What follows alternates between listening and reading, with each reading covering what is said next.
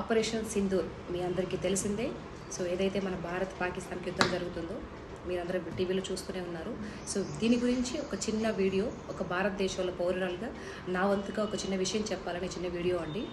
So విషయం ఏంటి అంటే, ఈరోజు మనం ఇంత కంటిన్యూ నిద్రపోతున్నాము అంటే దానికి కారణం అక్కడ బార్డర్లో ఉన్నటువంటి సైనికులు, మన జవాన్లు. సో ఫస్ట్ ఆఫ్ ఆల్ వాళ్ళకి నా సెల్యూట్ అండి. ఏదైతే ఈ యుద్ధం ప్రాసెస్లో ప్రాణాలు కోల్పోయి అమరులు అవుతున్నారో వాళ్ళకు కూడా మాటలు లేవండి. సో అంత బాధేస్తుంది.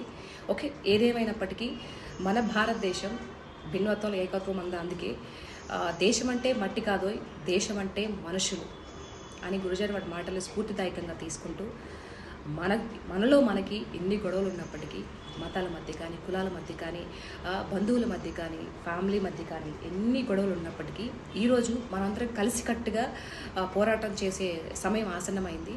ఎందుకంటే మన భారతదేశం మనమంతా ఒకటి. ఫస్ట్ ఆఫ్ ఆల్ ఇది ఏంటి అనంటే, ఇప్పుడు ఎవరైతే జవాన్లు తమ భార్యల్ని, పిల్లల్ని, కుటుంబాన్ని సైతం వదిలేసి అక్కడ మన కోసం కష్టపడుతున్నారో వాళ్ళ యొక్క ఫ్యామిలీకి, మన చుట్టుపక్కల ఉన్న వాళ్ళ జవాన్ల యొక్క ఫ్యామిలీకి ధైర్యం చెప్పాలి. అలాంటి సమయం ఇదనమాట. వాళ్ళకి ఎక్కువ ధైర్యం చెప్తూ ఎవరికి ఏం కాదు అని వాళ్ళకి అండగా ఉండే సమయం ఆసన్నమైందనమాట. సో మీ పక్కన ఎవరైనా ఉంటే కదా వాళ్ళకి ధైర్యం చెప్పండి. జవాన్ల యొక్క ఫ్యామిలీస్ ఎవరైనా ఉన్నా వాళ్ళకి మేమున్నాము అని ఒక ధైర్యాన్ని ఇవ్వండి, మనోధైర్యాన్ని ఇవ్వండి. సో ఇప్పుడు పగలు ప్రతీకారాలు ఇప్పుడు చూపించే సమయం కాదు. మనంతా కూడా కలిసి అంతా ఒక ఇదిగా ఉండాలి. ఏ నీచుడు నికృష్టుడు కూడా మన దేశాన్ని టచ్ చేయాలి అంటే, ఏదో ఇది చేయాలంటేనే వణికిపోయే విధంగా తిరిగి దెబ్బ కొట్టాలి పాకిస్తాన్లో ఎవరైతే ఉన్నారో. అలాంటి వ్యక్తులని అసలు మాటలు చెప్పడానికి కూడా నాకు రావడం లేదు. కాబట్టి మన జవాన్లకి ఆ శ్రీరామచంద్రమూర్తి యొక్క దయాకరుణ పుష్కలంగా ఉండాలి. వాళ్ళకి ఏం కాకూడదు. ఎప్పుడు మన భారతదేశం అగ్రస్థానంలో ఉండాలి. ఈ యొక్క యుద్ధంలో భారత్ వైపు వేరే దేశాలు కూడా, శత్రు దేశాలు ఎవరైతే ఉన్నాయో వాయుకు చూడాలి, భయపడాలి, రావాలి అని అంటే భయపడే విధంగా ఈరోజు జవాన్లు ఎంతో చాకచక్యంగా వాళ్ళు యుద్ధంలో పోరాటం చేస్తూ ముందుకు వెళ్ళిపోతున్నారు.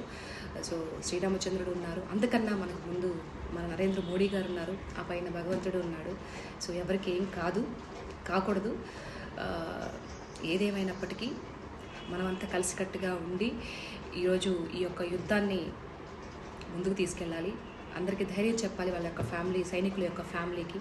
సో కాబట్టి నా వంతుగా నేను ఈ చిన్న వీడియో అండి. సో తప్పేదన్నా మాట్లాడుంటే క్షమించండి. Okay, thank you so much అండి. జై జవాన్, జై కిసాన్, జై భారత్.